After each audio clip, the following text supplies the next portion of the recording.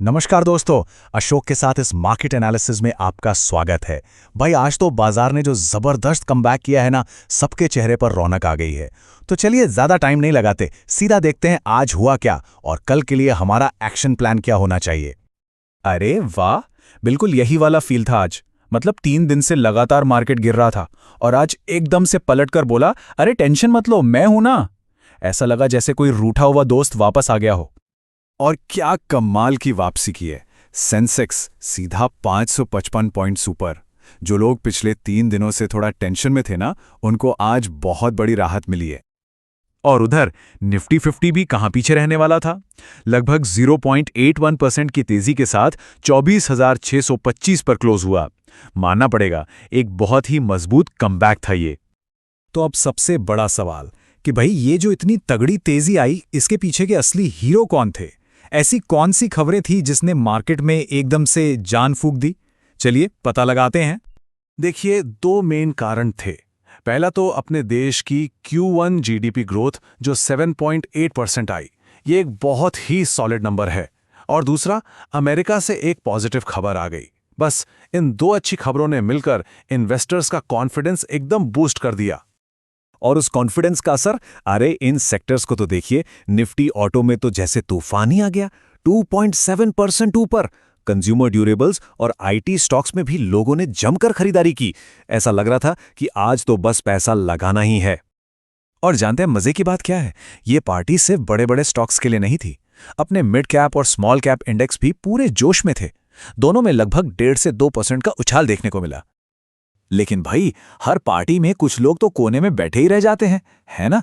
जहां एक तरफ ऑटो, आईटी और मेटल स्टॉक्स चमक रहे थे, वहीं हिंदुस्तान यूनिलीवर, आईटीसी और सन फार्मा जैसे कुछ बड़े कंज्यूमर स्टॉक्स आज थोड़ा ठंडे पड़े रहे और इस रैली में हिस्सा नहीं ले पाए।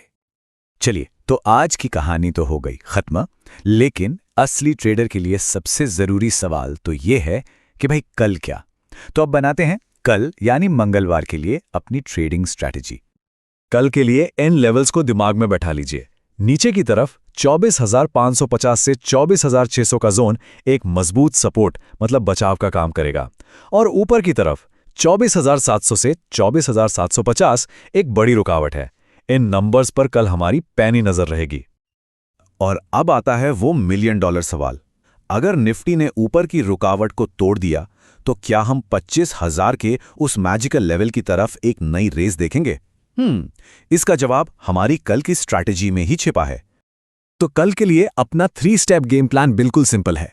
स्टेप 1, मार्केट खुलते ही पहले 15-20 मिनट सिर्फ देखो, कोई जल्दबाजी नहीं, बस आराम से वॉच करो। स्टेप 2, अगर मार्केट नीचे सपोर्ट जोन पर आता है और वहां से पलटता है तो वो खरीदने का एक अच्छा मौका बन सकता है। और स्टेप 3, अगर मार्केट 24,750 की रुकावट को पार कर लेता है तो फिर 24,850 और उसके बाद 25,000 के टारगेट के लिए तैयार रहिए। कल के लिए ऑटो, आईटी और कंज्यूमर ड्यूरेबल्स पर खास नजर रखनी है। आज का जो मोमेंटम है वो कल भी चल सकता है। वहीं एफएमसीजी और फार्मा में थोड़ा संभल कर चलने की सलाह है, क्योंकि आज वो थोड़े कमजोर दिखे। और अब आखिर में अशोक के अंदाज में कुछ ज्ञान की बातें। ये वो मजेदार टिप्स है जो ट्रेडिंग के मुश्किल कॉन्सेप्ट्स को भी एकदम आसान बना देती हैं। इसका मतलब बड़ा सीधा है।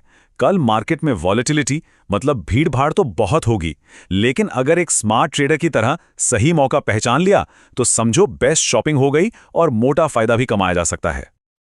और ये रहा आज का सबसे बड़ा और सबसे सिंपल मंत्र। जब मार्केट सपोर्ट पर आकर टिकने की घंटी बजाए तो खरीद लो, और जब रेजिस्टेंस पर जाकर हाफने लगे तो बेचकर निकल जाओ। बस इतना ही तो खेल है। तो अब सवाल यही है कि कल मार्केट में शॉपिंग होगी या फिर इंतजार। ये देखना बहुत दिलचस्प होगा कि लोग मॉल में घुसते हैं या बाहर से ही भीड़ देखकर इंतजार करते हैं। अपना गेम प्लान तैयार रखिए। मिलेंगे अगले विश्लेषण में।